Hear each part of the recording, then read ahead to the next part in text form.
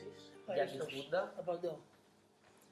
Την περίοδο της Χούντας, της δικτατορίας, ποια ήταν η ηλικία σας? 34 ετών. Ποια ήταν η οικογενειακή σας κατάσταση? Σχεδόν αρίστη. Σε ποιο μέρος της Ελλάδας ζούσατε εκείνη την περίοδο? Στη Κυφσιά.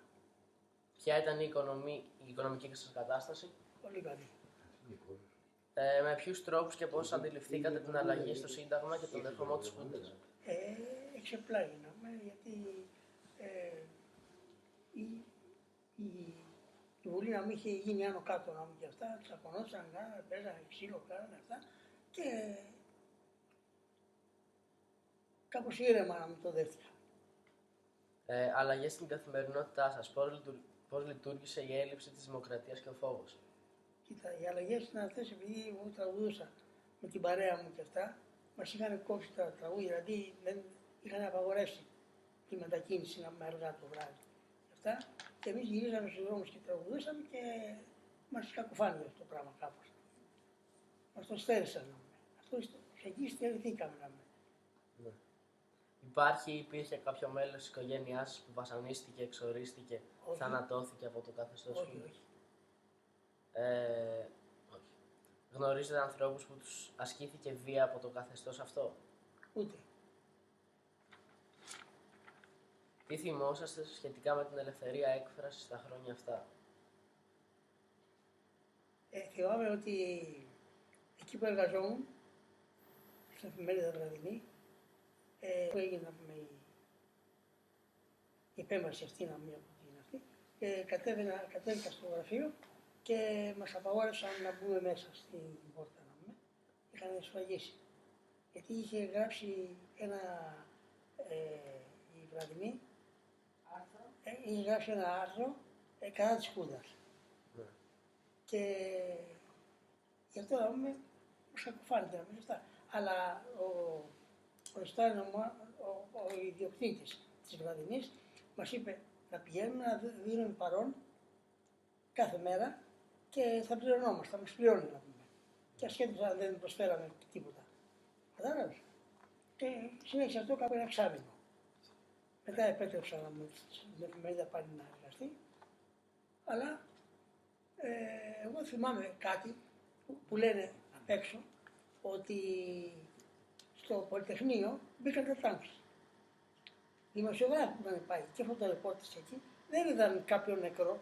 Έναν νεκρό ο οποίος ήταν σε μια πολυκατοικία Πατησίων στην ταράτσα και έστελνε την κεραία και μια αδέσποτη να τον πέτυχε να και σκοτώθηκε. Κι άλλος ένας, από μια αδέσποτη πάλι. Αυτά. Από κατά άλλα δεν ξέρω, δεν έχω ακούσει τίποτα άλλο μες στην εφημερίδα από τέτοια πράγματα. Μπορούσατε να μιλήσετε και να κινηθείτε ελεύθερα χωρίς φόβο?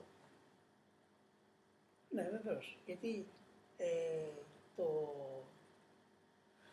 όταν απαγόρευσαν να μετακινούνται κατά την ώρα της ησυχίας μηχανάκια, όπως τώρα κινούνται να πούμε και δεν σέβονται και αυτά, τα είχαν απαγορεύσει. Και εγώ είχα πάει να ορίσω και το Ελευθέρας. Μου είχαν δώσει Ελευθέρας, είχα ζητήσει από τον προϊστάμενό μου και έκανα μία αίτηση στην αστυνομία και το είχα αυτό και μετακινούμενο με την Βέσπα. Μετακινούμενο με την Βέσπα. Κατάλαβες, ελεύθερα. Ποια συναισθήματα κυριαρχούσαν? Ήρεμα, δεν είχα καμιά ανησυχία ή κανένα αυτό. Με ποιους τρόπους καταφέρατε να επιβιώσετε και να αντιμετωπίσετε αυτή την κατάσταση στα χρόνια της δικτατορίας? Δεν με πείραξαν, πείραξαν αυτούς που πήγαν να τους κάνουν κακό. Πώς βιώσατε το τέλος της δικτατορίας?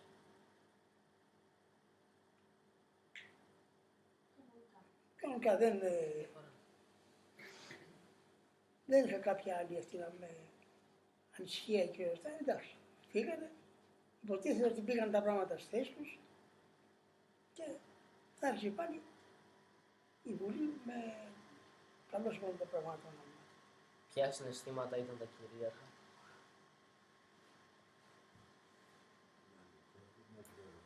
Δεν θα το αισθήματα. Περιγράψτε γεγονότα και στιγμές που έμειναν ανεξίτηλα στη μνήμη σας. Αυτό. Όταν πήγα ένα πρωί να μπω μέσα στη είσοδο και με απαγόρεσα να μπω μέσα και από τότε πηγαίναμε, δίναμε παρόν, υπογράφαμε, κάπου μας πλήρωνε κανονικά ο ιδιοκτήτης. Για ποιους λόγους οδηγήθηκε η χώρα σε δικτατορία? Για την ανομαλία της Βουλής, της κυβέρνησης που ήταν, να πούμε. Τσακωνόταν μεταξύ τους, κάνανε γι' αυτά, βριζόντουσαν, πετάγανε πράγματα ο ένας στον άλλον. Ποιοι οδήγησαν τη χώρα στην έξοδο από αυτή την περίοδο? Ποιοι οδήγησαν? Αυτοί Ναι. οι νέοι. Οι νέοι οι οποίοι είχαν μπει μέσα στο Πολυτεχνείο συγγνώμη, και ζητούσαν να πούμε να φύγουμε. Τι πρέπει να μάθουμε από Για αυτή την την αλλαγή. περίοδο?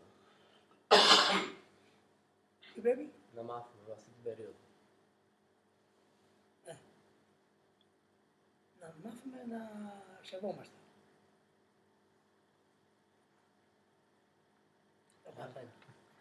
Ευχαριστούμε πολύ. Να σε καλά. Να-